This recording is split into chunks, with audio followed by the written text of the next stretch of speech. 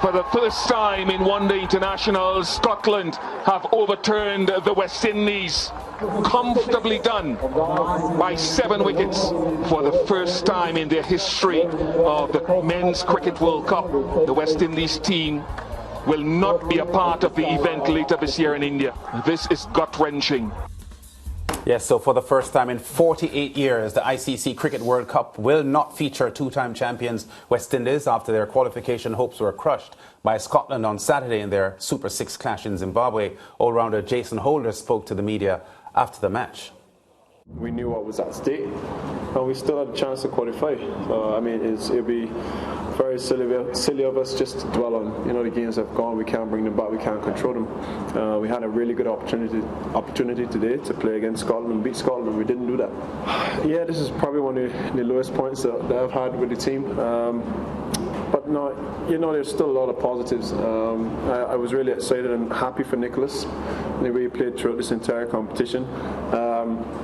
And it's good to see some of the younger guys, getting an opportunity on a big stage and trying to grasp it. We were caught with a few injuries as well too, which didn't really help the cause. But all in all, I don't think all is lost. There's still a lot of young guys in the group who can definitely develop and turn things around for West Indies cricket.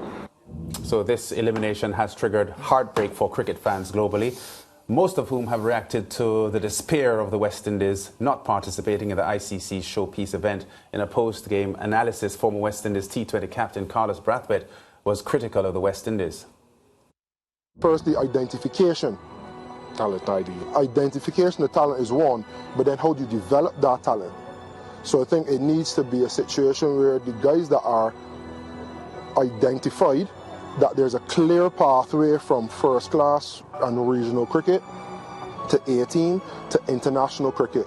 And then how do you consistently back it with the right brand of cricket in place, the right structure to ensure not only success periodically, but sustained success.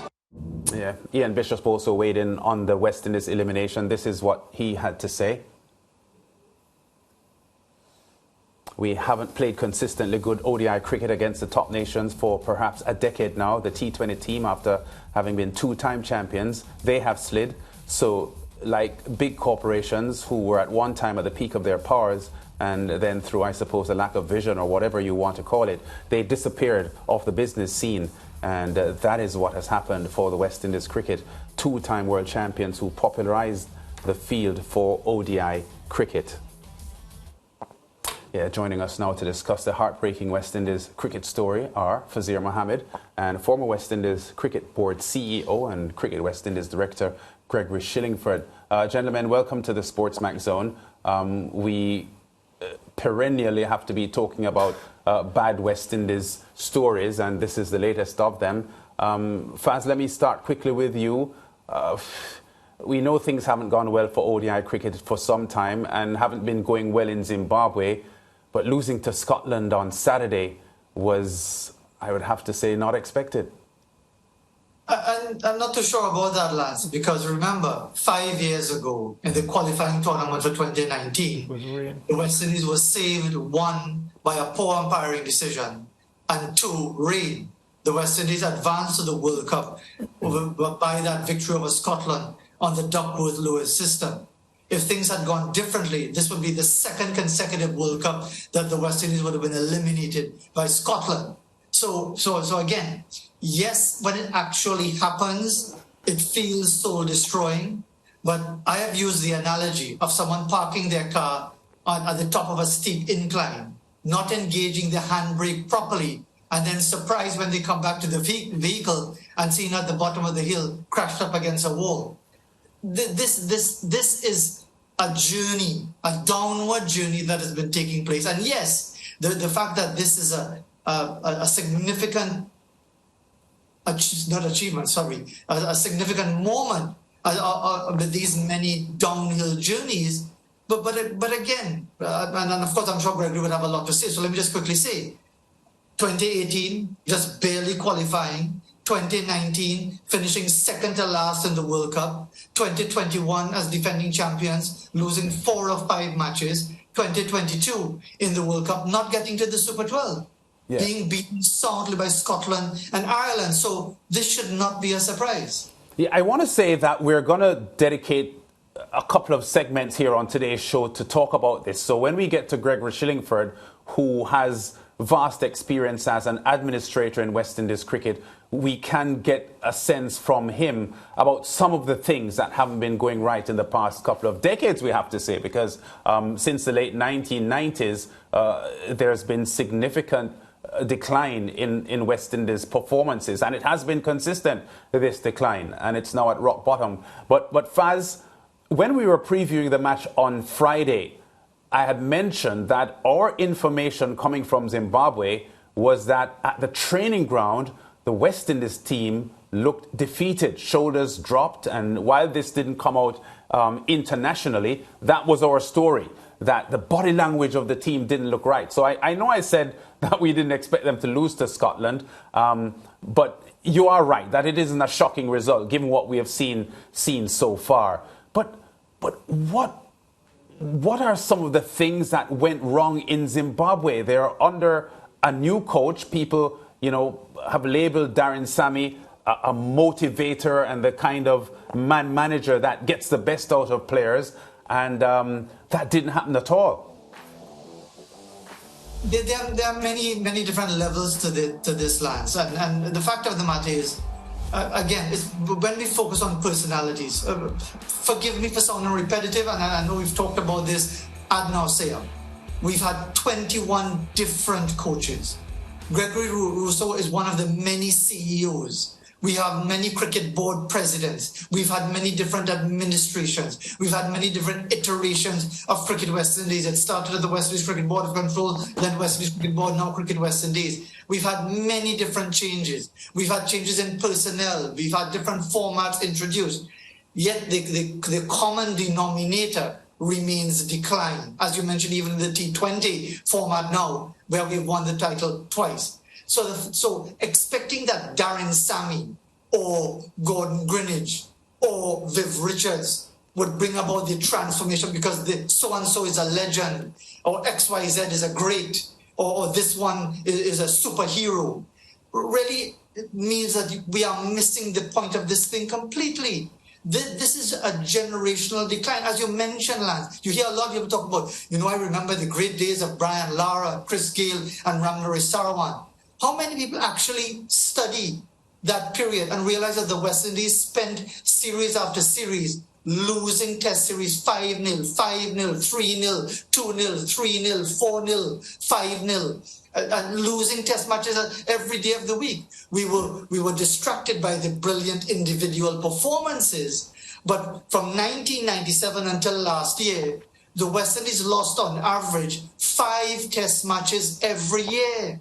So to answer your question, those looking at individuals, and I'm not saying that Darren Sammy is blameless. For him to say, and he's quoted as saying this, that you need to get to the bottom before you bounce back up, is utter foolishness, because that presumes that you're unable to arrest the slide. And I'm not sure that we've reached rock bottom as yet.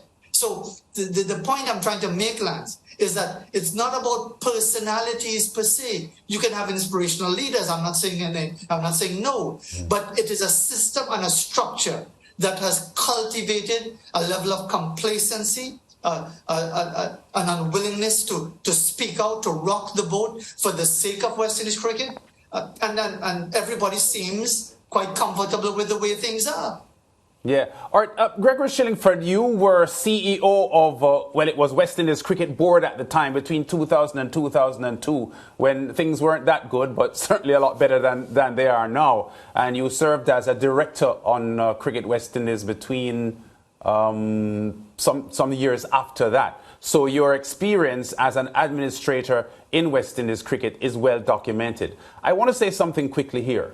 When the West Indies were dominant, Gregory Shillingford, there wasn't much input from my recollection from the West Indies Cricket Board of control, which it was then.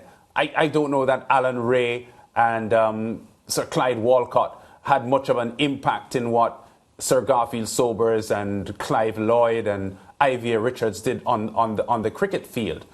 But in today's world, the administration of West Indies cricket is under the microscope because people believe that the administration of West Indies cricket is not good enough, which is part of the reason why the West Indies isn't producing the talent in as prolific a form as we had seen 3 or 4 decades ago. What is your, first of all, your experience when you were part of the administration and the sort of things that are not happening at the moment to lift West Indies cricket? Well, let me first respond to your comments about when Alan Ray and Clyde Walcott was there. We did have in place a development competition called the Shell Shield Tournament. And that was played by all the great West Indians at the time, Sobers included. And additionally, all these players played in the English county circuit and in the league cricket. They also went to Australia and played in Australia. And, you know, they played a lot more matches than what guys do right now. And also, by playing in these overseas leagues, we were able to benefit from the high-quality, high-performance coaching and high-performance play in those leagues, which were at a high level, maybe the highest in all around the world, in England and in Australia. But that has not taken place since I joined the West Indies. Participation by West Indian players in the English league declined. I think I remember reading a comment by Atherton saying that the West Indians didn't bring any sense of responsibility or accountability to the teams that they played for in the county circuit. And that also applied to the league circuit. So a different set of players, different generations of players succeeded the older generations, and they had different values, and they approached the sport in a completely different way. The management maybe didn't understand the differences in the generational values and therefore did not have the required management answers in how to manage these players. But at the end of the day, I think that for you to be successful, you must practice at your craft. Whatever it is, whether it's soccer, whether it's cricket, whether it's table tennis, or whatever, you must practice at your craft, to be able to compete in the circuit of cricket that you want to play. And we have decided, or had decided then, and we still have decided now, that we want to play at the elite level. So the issue is, do we prepare adequately to compete effectively or competitively or in a winning way at the elite level? And the reality is that no, we have not done so, and we are not doing so. I mean, I was quite surprised to read the statement by Shai, the captain of this one-day CWI team, saying that if you didn't prepare properly, how could you expect to be performing well at the elite level? And that, to me, is the crux of the level. So the question then is, who is responsible for preparation? Is it the players? Is it the coaches? Is it the academies? Is it the territorial teams? Is it the board? Or is it all of the above? Well, we have to pinpoint who is responsible for preparation. When we can answer that, and then we ask ourselves the question, are we engaged in the correct and proper preparation to be in the market where we are performing, like any product? Yeah. I noted the comments of our commentator in Zimbabwe, Ian Bishop. He likened it to a corporation, a business, right? You have to have R&D, research and development work, to know if you're going to have a product called cricket and you want to market it or you want it to survive in a market, right? You have to tell that product, tell the producers of that product, this is what I want you to do to compete in the market. And that is not happening. We've had several strategic plans, and that is done mainly by people being invited to come to a session, strategic planning session. We have the cricket people, we have the finance people, the marketing people, all the different departments would be there. But I don't recall in participating in those strategic plans or the preparation of those strategic plans that each unit be given the responsibility to identify in the future what are the obstacles to you achieving your strategic objectives. And therefore each unit, whether it's cricket operations, whether it's marketing, whether it's finance, whether it's territorial boards, please come up with what you think in the future can prevent you from achieving your strategic objectives. Yes. And add actions to mitigate your success. All right, well, significant comments there from Gregory Shillingford, speaking to us live from Dominica. Fazir Mohammed still with us as well. We go to break. There's still a lot more to discuss here on the West Indies' decline in international cricket for decades now, and the most hurtful of results this past weekend at the ICC World Cup qualifiers in Zimbabwe. Back with more after this.